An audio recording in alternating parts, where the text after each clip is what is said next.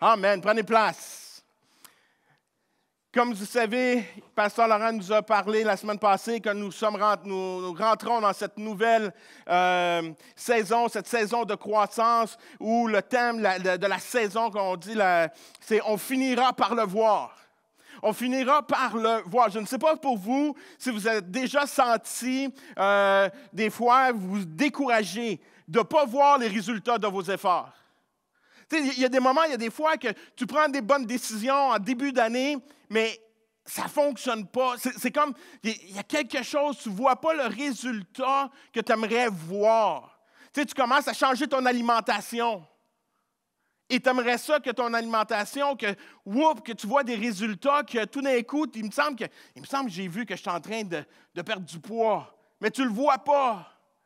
Il y a des fois, tu commences à faire des efforts. Peut-être que tu as été au gym, tu as commencé, c'est le mois de janvier, et tu as commencé à aller t'entraîner et tout ça. Puis tu aurais aimé ça, voir les muscles. Tu sais, là, tu vois plein de monde prendre des pauses, ils sont là, puis ils sont comme. Puis là, toi, tu te regardes, puis tu te dis non, il n'y a rien.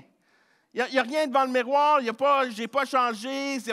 Bien, pourtant, tu as été au gym, tu as été sur le tapis roulant, tu as fait des choses, tu as levé des poids de 5 livres, puis tu es comme. Mais tu ne vois pas le résultat.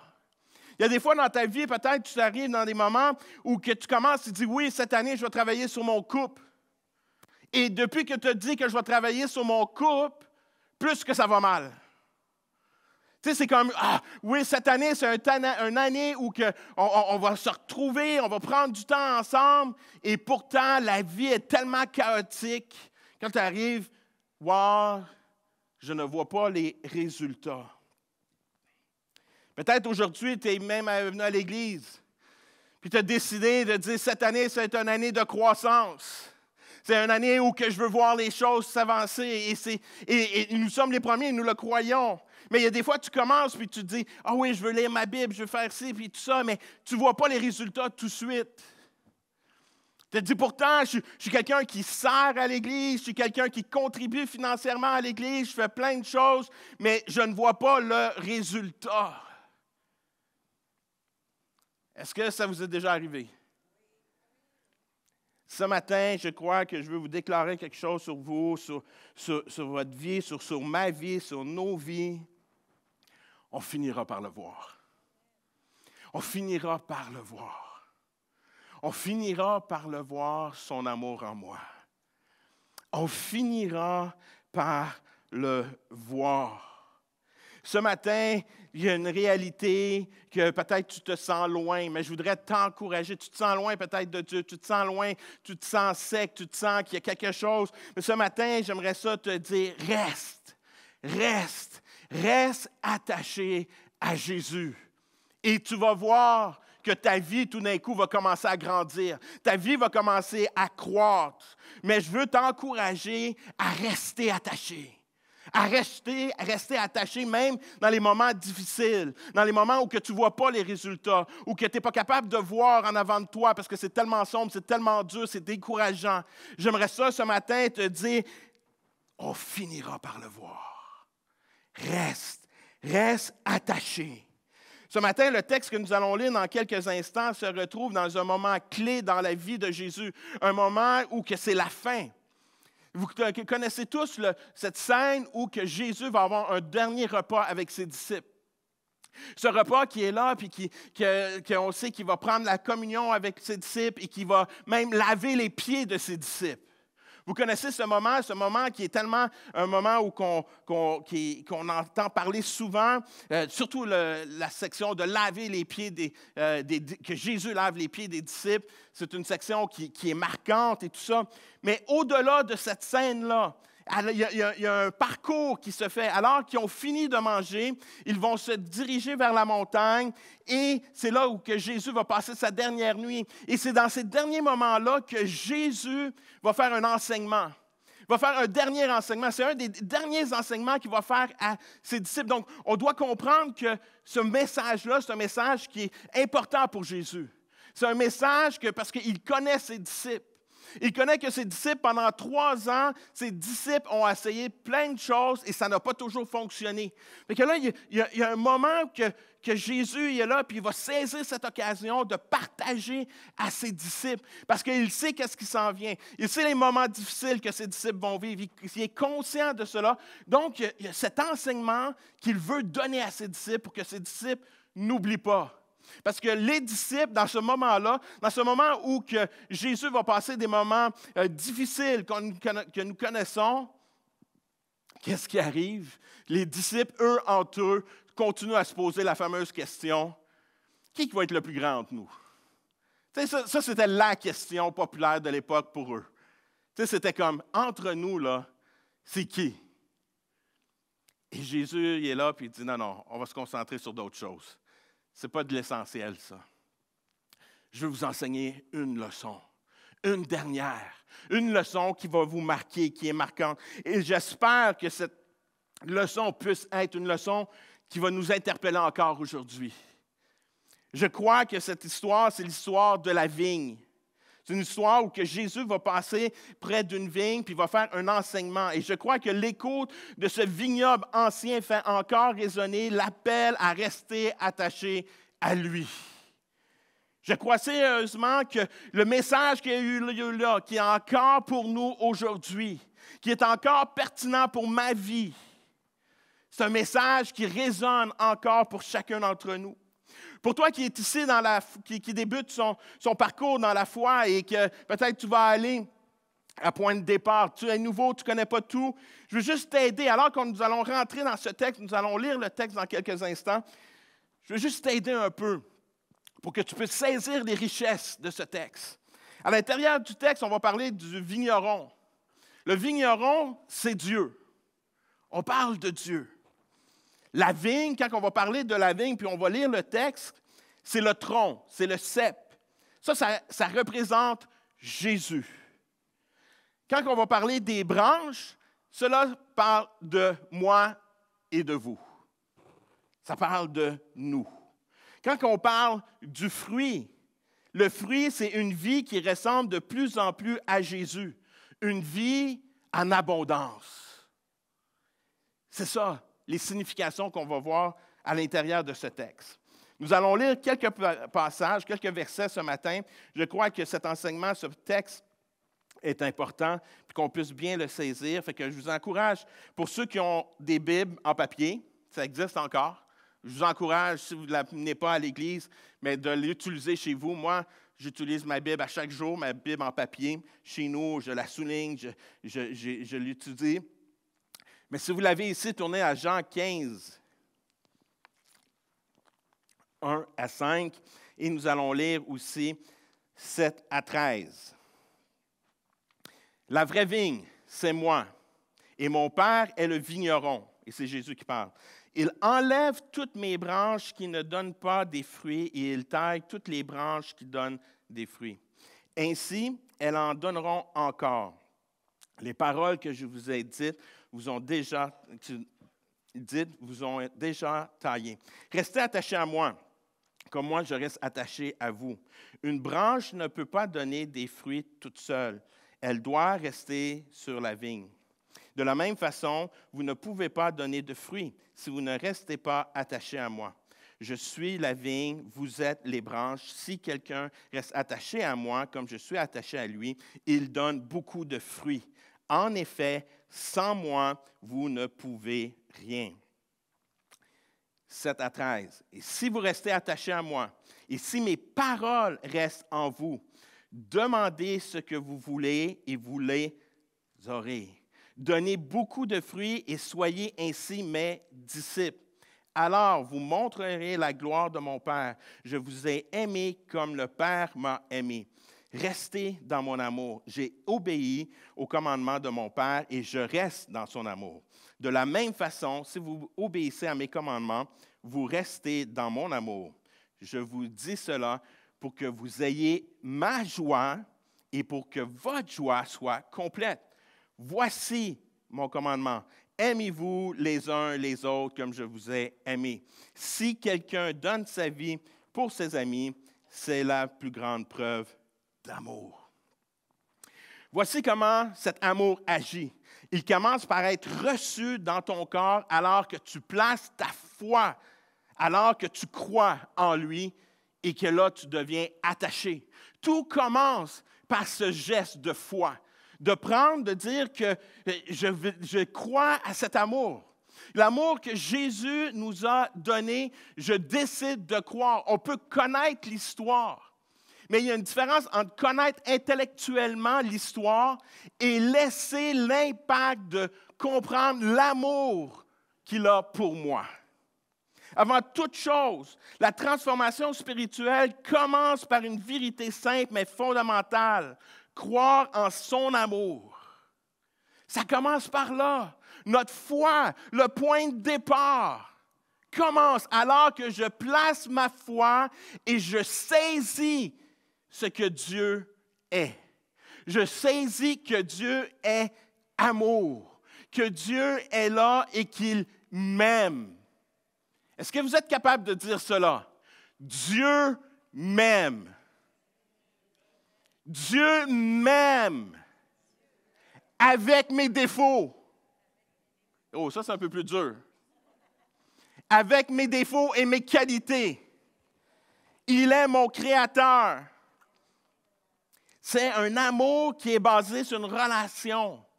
Cet amour-là, c'est que Dieu nous a créés et il nous aime.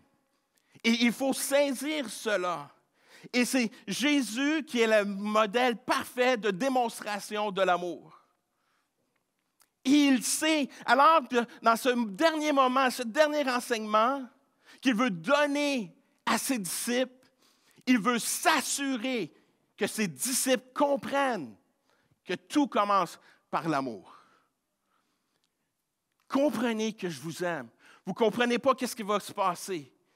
Mais comprenez que tout ce que je vais faire, les prochaines heures, qu'est-ce que vous allez vivre émotionnellement, les défis que vous allez vivre émotionnellement, vous ne comprenez pas, mais tout ce que je vais faire, je le fais parce que je vous aime.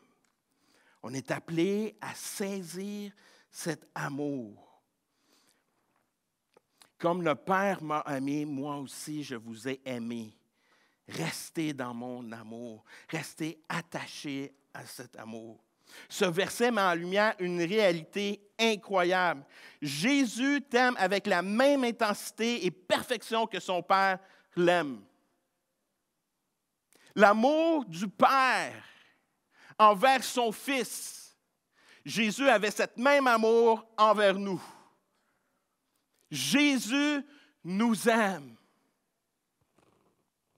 Jésus a un amour parfait. Son amour est inconditionnel, immuable. Il t'est offert gratuitement. Tu n'as pas besoin de la mériter. Des fois, on pense pour accepter de recevoir cet amour-là, il faut que je fasse quelque chose. Je dois faire quelque chose parce que on peut pas y réfléchir. C'est pas imaginable de recevoir un si grand amour. Je dois faire quelque chose. Non.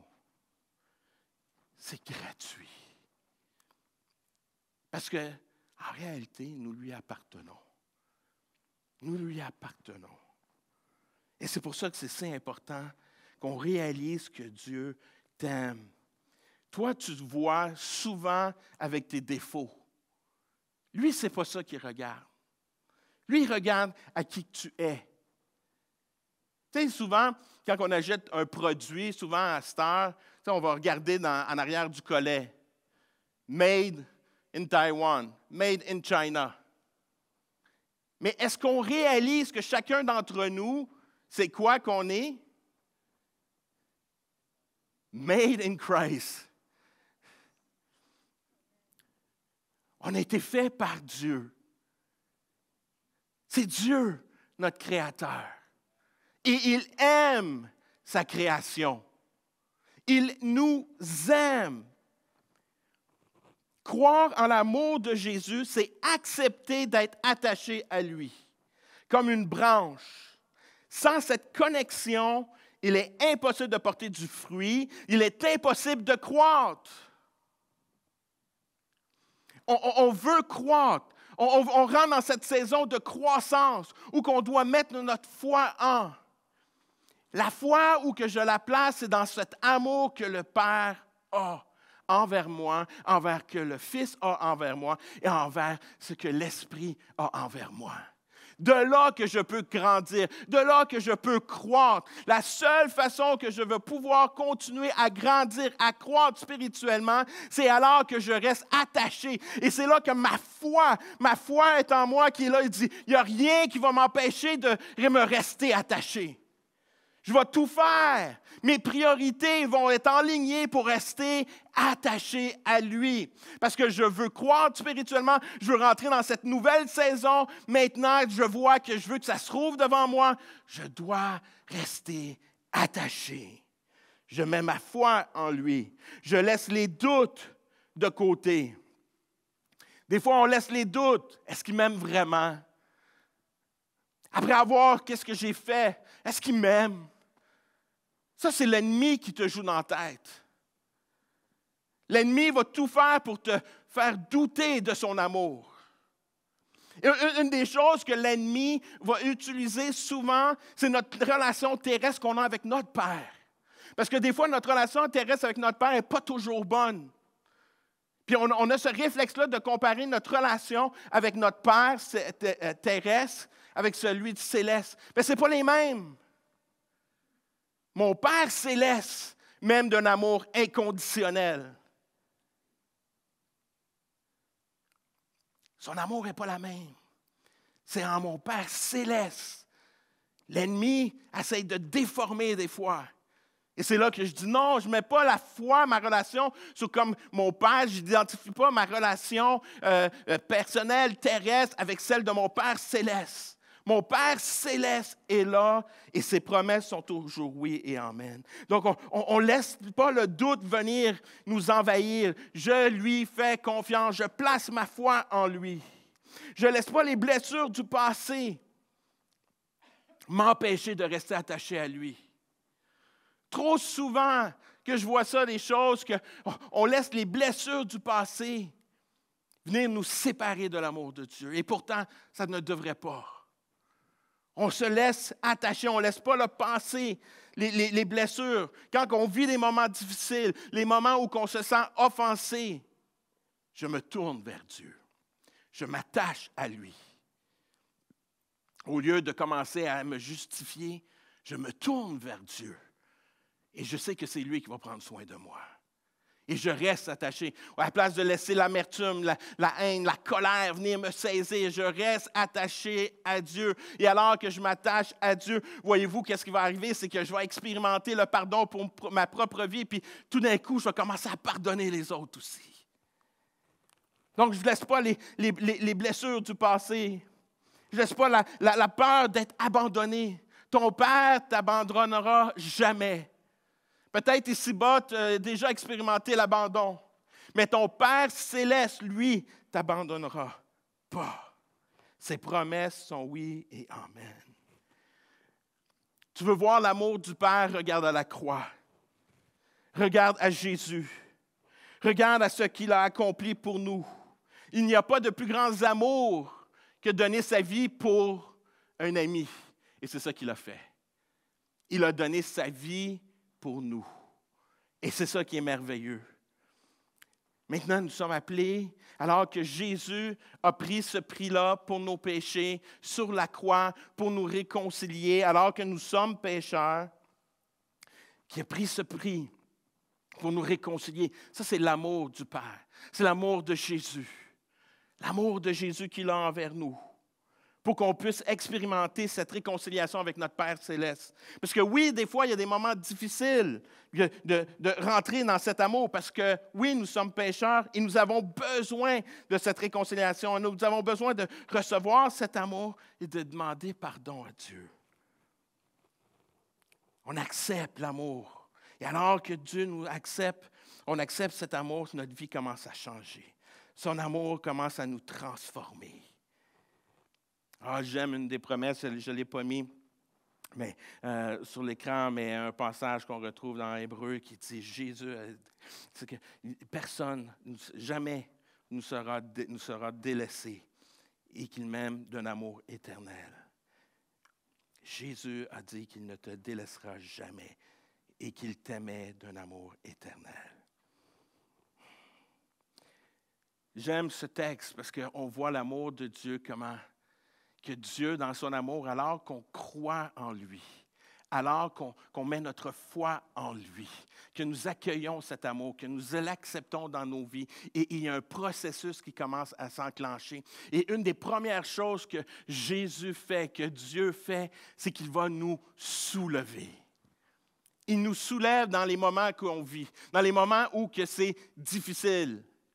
Et ça, c'est un des textes que j'aime qu'on voit, puis comme le pasteur Laurent a si bien mentionné la semaine passée, alors que quand on lit les Écritures, il y a plusieurs versions, et il y a des versions qui sont plus à jour, qui ont été rééditées pour qu'ils soient une forme dynamique et tout ça. Il y a des mots qui sont écrits, qu'on a utilisés, et que par la suite, quand on regarde le grec, on voit qu'il y a une autre signification, il y a une signification qui vient enrichir le texte aussi. Et dans ce texte-là, au passage où on va parler que Dieu va retrancher, qu'il va retirer. Mais quand on regarde le mot en grec, qui est le mot « héros », le mot « héros » veut dire « soulever », qui va soulever, qui va prendre, qui va élever. Et c'est qu'est-ce que le vigneron fait? Le père, qu'est-ce qu'il fait à le vigneron quand il a sa vigne puis qu'il y a une branche qui tend vers le sol? Il va la prendre, il va la soulever. Puis si vous avez déjà marché dans un vignoble, moi j'ai eu la chance, c'est une des choses que moi et mon épouse qu'on aime faire durant l'été, on aime aller voir des vignerons et on se promène dans la province du Québec puis on va voir certains vignobles et on voit, il y a des longues lignes de fils et qui vont prendre, les vignerons vont prendre puis vont mettre la branche dessus, ils vont la soulever pour qu'elle puisse porter du fruit. Voyez-vous, quand on laisse Dieu venir nous transformer, il vient nous soulever dans cet endroit où on peut se retrouver, qu'on vit des moments difficiles, des moments où on se sent honteux, des moments, des choses qu'on vit, et il est là, il va te soulever. Et la job du vigneron, qu'est-ce qu'il fait? Il va commencer à nettoyer les feuilles, il va commencer à redonner vie. Et laisse-moi te dire, c'est ça que le Père fait encore aujourd'hui, dans la situation que tu vis aujourd'hui, dans ta situation de couple que tu vis aujourd'hui, dans ton lieu de travail, des relations, puis tu te sens mal, mais là, tu te laisses attaché à Dieu. Dieu te soulève, Dieu te nettoie, Dieu prend soin de toi parce qu'il veut que tu portes du fruit. Il veut que tu portes du fruit. Il te soulève, peu importe la situation où que tu te retrouves. J'aime Isaïe, ce n'est pas sur l'écran, mais Isaïe 41:10, il dit « Ne crains rien, car je suis avec toi.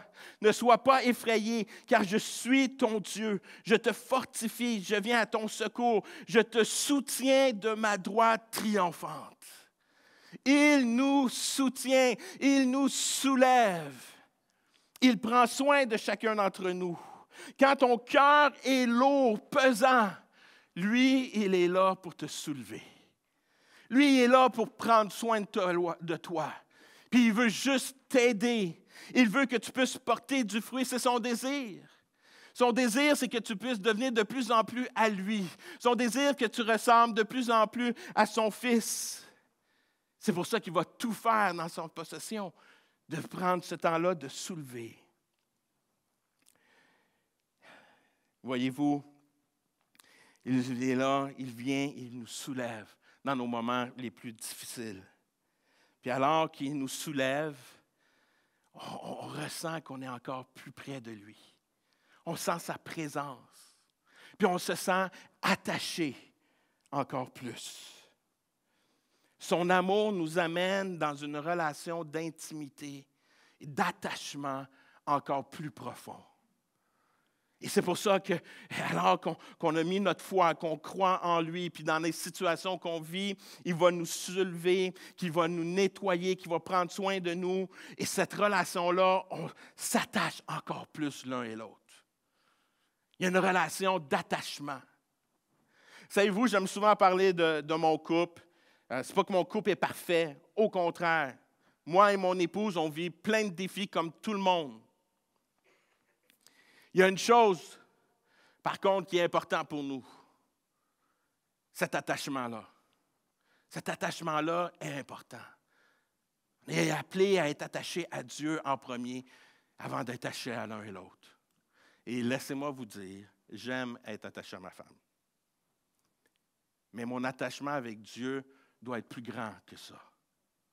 Mon attachement doit être encore plus grand. D'être avec Dieu.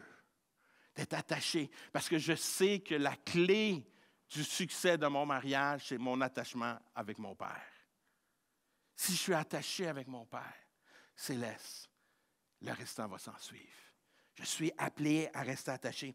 Mais il y a un attachement profond. Et quand je parle d'un attachement profond, il y a quelque chose de spécial. Ça fait au-dessus d'une 30aine d'années que je suis marié avec ma tante Dromottier. J'aimerais ça te dire, je suis plus attaché à elle aujourd'hui que la première journée que je lui ai dit oui. Mon attachement n'est plus la même. Mon attachement est complètement différent. Avant, je la regardais, puis j'étais comme, bon, je le fais encore. Mais c'est plus la même chose, il faut être honnête. C'est pas que la première fois que je l'ai vue, c'était comme, tu sais, les papillons et tout ça. Puis même cette journée-là, 2 de mes amis sont venus et disent, ta femme est rentrée. Je suis comme, oh, wow. Mais c'était comme la mâchoire avait tombé. Aujourd'hui, c'est plus la même chose. Mais la réalité, mon attachement est beaucoup plus grand aujourd'hui que celle d'il y a 30 ans. Beaucoup plus profond. Beaucoup plus profond. Aujourd'hui, on se regarde et on se comprend. On n'a pas tellement besoin de parler. On le sait. Parce que cet attachement-là est là. Cet attachement est précieux. Et il y a des choses qu'on fait dans notre couple pour rester attachés. Et savez-vous quoi? C'est la même chose avec Dieu. Il y a des choses. Il y a des moments que je prends avec mon épouse. C'est des choses que je fais avec mon épouse. À chaque jour, on se donne un câlin. Il n'y a pas une journée qu'on ne se donne pas un câlin. Il n'y a pas une journée. Si on ne se donne pas un câlin, on sait que ça va mal. On sait qu'il y a des choses à régler. C'est comme, tu as passé à côté de moi puis tu n'as pas arrêté. Il y a quelque chose. Je le sais. C'est clair. Je n'ai pas besoin d'une lettre, je n'ai pas besoin d'un email, je n'ai pas besoin d'un texto. Je le sais. Mais il y a des choses qu'on fait, qu'on a établies pour cette relation-là. Mais savez-vous quoi? C'est la même chose avec Dieu. Si je veux rester avec Dieu, j'établis des choses. J'établis des disciplines spirituelles. Je reste attaché à lui. Je reste attaché à Dieu. Et plus que je reste attaché à Dieu, plus que ma relation s'enracine plus profondément. C'est différent. Ma relation avec Dieu aujourd'hui est différente que ma première. Elle est plus profonde. Elle est plus profonde aujourd'hui. Je crois que nous sommes appelés à marcher puis de s'attacher à Dieu. Et la chose que j'ai réalisée aussi, c'est que plus que je suis attaché à Dieu, plus que je suis en train de faire ce que lui me demande. J'accomplis ce qu'il me demande et ce sont les choses qui ont de la valeur. C'est les choses qui ont la plus grande valeur. Plus que je suis attaché avec lui, plus que j'accomplis les choses qui ont une plus grande valeur. Et quand je ne suis pas attaché à lui, c'est là que je tombe dans les choses les plus futiles. J'aime la citation de John Piper qui dit « Si nous ne sommes pas unis à la vigne, rien de durable ou de valeur réelle ne viendra de nous. » Si je ne reste pas attaché à la vigne, rien de durable va passer. Tu vas pouvoir accomplir des succès ici-bas, mais j'ai dit ici-bas et non éternel. Il y a des choses que j'accomplis ici qui ont un impact éternel. La façon que je communique avec ma femme, la façon que je communique, que je démontre l'amour de Dieu à mon entourage, à mes enfants, tout ça, ça a un impact éternel. Donc, où que je m'attache, plus que je m'attache à Dieu, plus que je vais m'attacher aussi avec les autres. Puis ça, on va le voir dans quelques instants.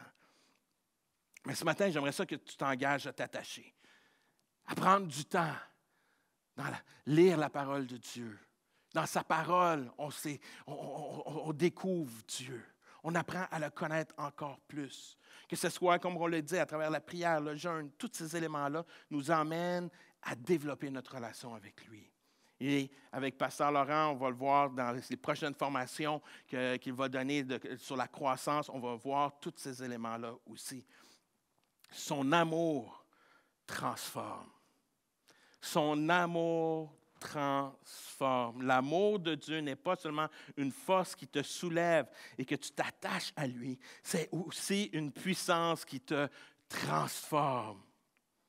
Quand tu reçois cet amour, il n'agit pas simplement pour changer tes circonstances extérieures.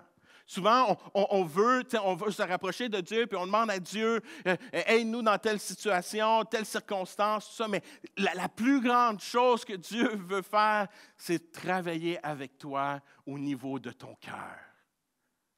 Il veut travailler au niveau de ton cœur. Il veut se connecter, il veut développer cette relation-là parce qu'il veut que tu portes du fruit et que tu puisses être nettoyé, que tu puisses être purifié. Et c'est ça que le vigneron fait. Il va prendre du temps, il purifie, il nettoie pour que tu puisses porter plus de fruits. Donc, il te transforme. Tout sarment, toute branche qui porte du fruit, il le purifie afin qu'il en porte encore plus de fruits. Cela signifie que l'amour de Dieu ne nous laisse pas dans notre état initial. Il nous façonne, nous nettoie, nous transforme à l'image de Jésus-Christ. Il s'attaque à nos mauvaises habitudes, nos peurs, nos blessures, et il les remplace tout cela par la paix, la joie, la persévérance, la maîtrise de soi, la bienveillance. Ce processus de transformation est continu, mais il en est aussi puissant et libérateur. Il te libère. Alors que tu t'attaches à son amour, alors que tu te laisses transformer, ta vie change complètement. Dieu ne veut pas te laisser à la même place où il t'a connu.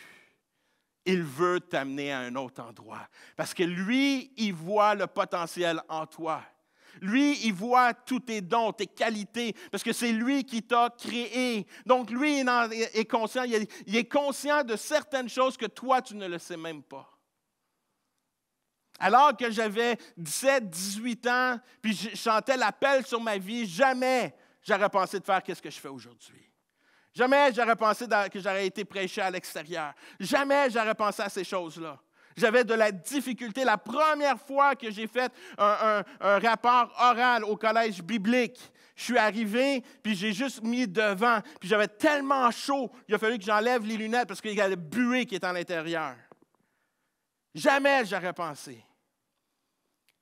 Mais Dieu, lui connaissait. C'est tout lui. C'est lui qui m'a transformé, c'est lui qui a enlevé la gêne, c'est lui qui a fait son œuvre en moi. C'est lui, ce n'est pas mes efforts, c'est lui. Moi, c'était de m'attacher à lui. Moi, ma responsabilité, c'est de mettre ma foi en lui. Ma responsabilité, c'est de lui faire confiance quand il me demande de faire quelque chose. C'est de faire confiance. Et alors que je reste attaché à lui, il me transforme. Et il y a eu plein de circonstances dans ma vie, plein de situations que Dieu m'a façonné à travers cela. Dans le texte, on parle de émonder, de couper. Et la réalité, quand le vigneron va arriver et qu'il va couper une branche, ça fait mal sur le coup. Mais la réalité, qu'est-ce qui se passe? Qu'il y a la sève va arriver encore, elle va se multiplier pour qu'elle puisse être restaurée et qu'elle puisse continuer à croître et porter encore plus de fruits. La réalité, quand on vit des moments difficiles, souvent c'est là qu'on ressent la présence de Dieu encore plus que jamais. Parce que Dieu est en train de nous émonder, Dieu est en train de nous façonner, il est en train de nous amener à grandir et à croître. Et cela, savez-vous quoi? C'est la réponse à une de nos prières. Combien d'entre vous, vous avez prié peut-être cette année, Seigneur, je veux être de plus en plus comme toi? Vous avez prié, vous avez déjà osé prier une prière comme ça? Vous dites, Seigneur, je veux... Mais il dit, je vais répondre à ta prière. J'aime Bruce Wilkinson qui va dire justement dans son livre, qui parle sur la vigne, le secret de la vigne, qui va dire, l'émondage est la manière dont Dieu se sert pour répondre à vos demandes de vous voir vivre une vie lui plaire davantage et d'obtenir un impact plus grand pour l'éternité. L'émondage est la manière dont Dieu se sert pour répondre à vos demandes de voir votre vie lui plaire davantage et d'obtenir un impact plus grand pour l'éternité. Quand on prie, Dieu nous écoute et il nous répond. Et des fois, il nous façonne. Il y a des fois, il y a des situations, peut-être je vous l'ai déjà raconté, mais il est arrivé une situation alors que je travaillais, j'étais préposé aux bénéficiaires, il y avait une situation avec une personne du personnel. J'avais de la difficulté avec cette personne-là.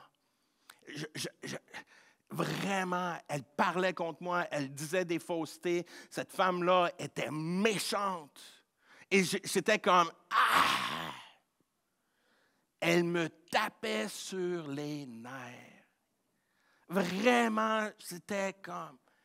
Puis un matin, parce que je travaillais de nuit, et un matin, je suis rentré, Nicole était là, et là, je rentre. Je suis plus capable, elle me tape ses nerfs, là, puis là, je commence. Et dans sa grande sagesse, mon épouse est arrivée, elle dit, Éric, je dis, ouais. Est-ce que tu as essayé de l'aimer?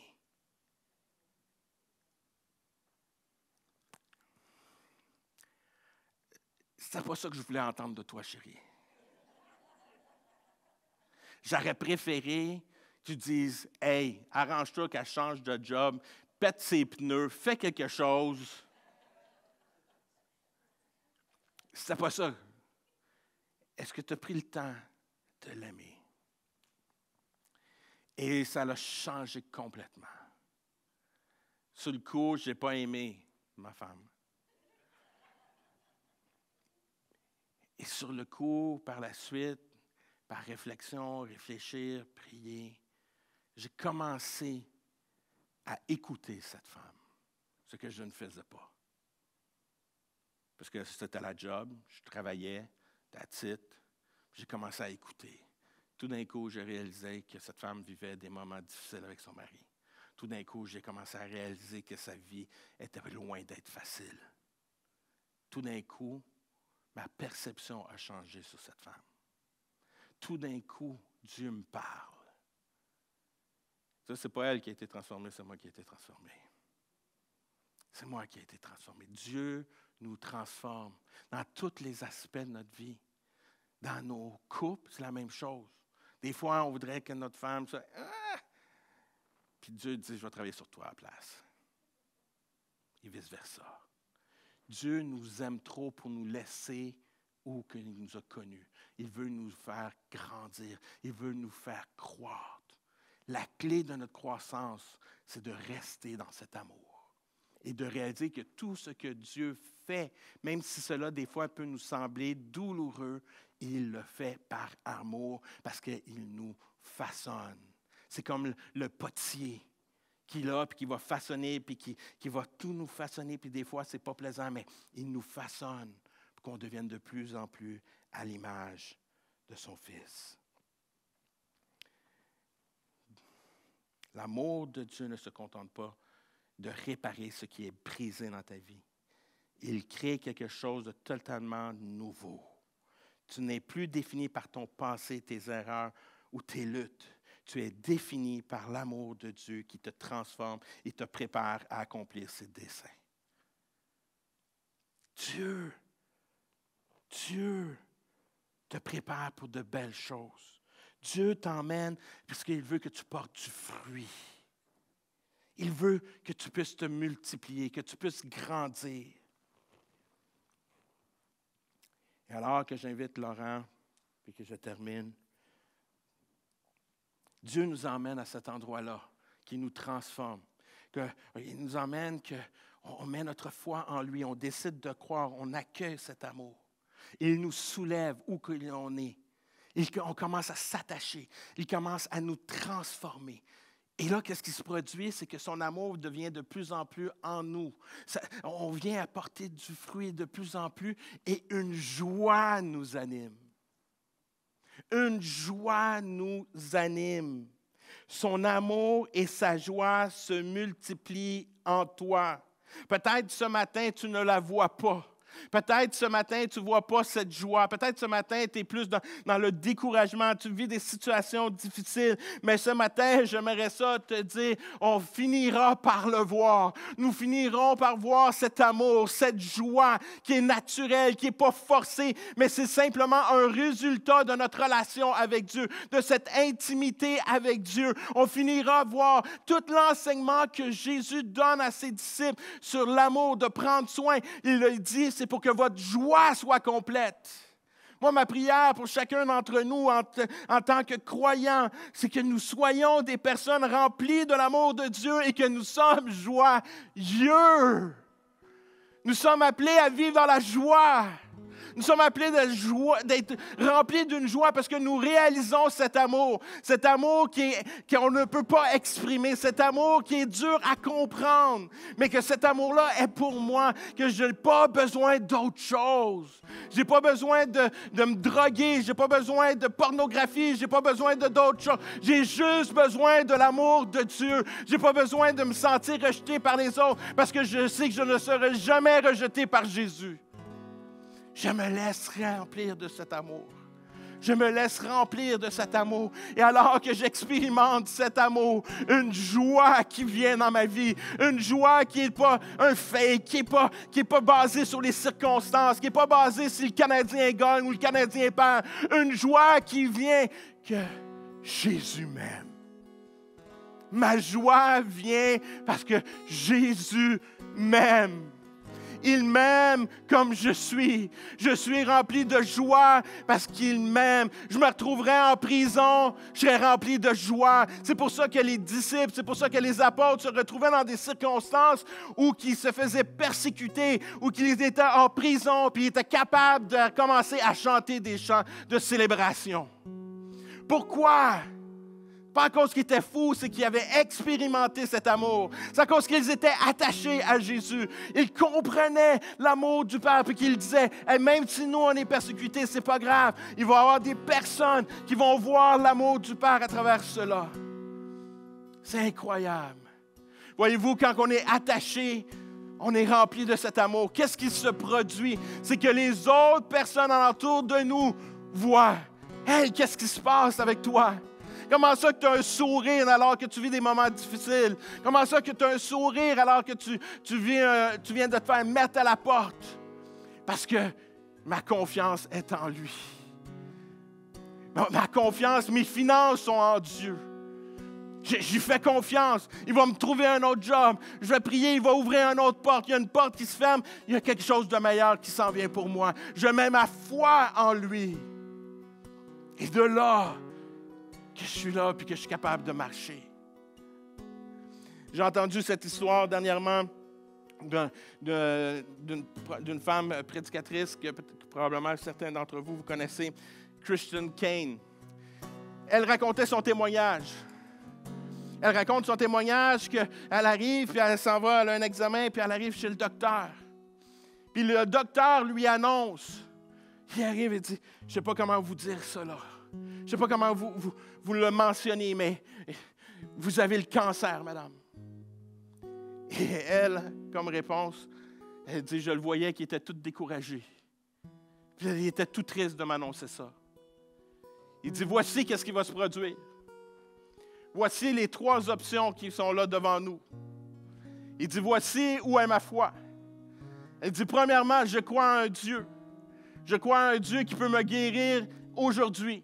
Ma foi est en lui. Je crois que Dieu peut guérir les miracles. Je crois qu'il peut restaurer. Et pour moi, ce serait un miracle. 2, je crois que Dieu vous a donné la sagesse. Dieu vous a donné l'instruction. Dieu vous a amené à découvrir qu'est-ce que vous avez découvert et qu'il va vous utiliser pour que je sois guéri. Et cela va être un miracle aussi.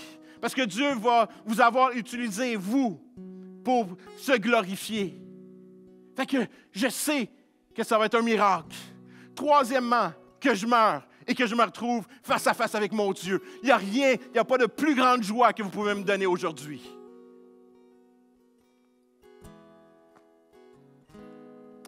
Pourquoi? qu'elle était capable de partager, de vivre cela. C'est pas quelque meilleur. C'est simplement qu'elle est attachée à Jésus. Elle est attachée au Père. Elle est attachée au Saint-Esprit. Puis elle a une confiance totale que Dieu est au contrôle de tout. Puis je vais mettre ma foi en lui parce que mon Dieu m'aime.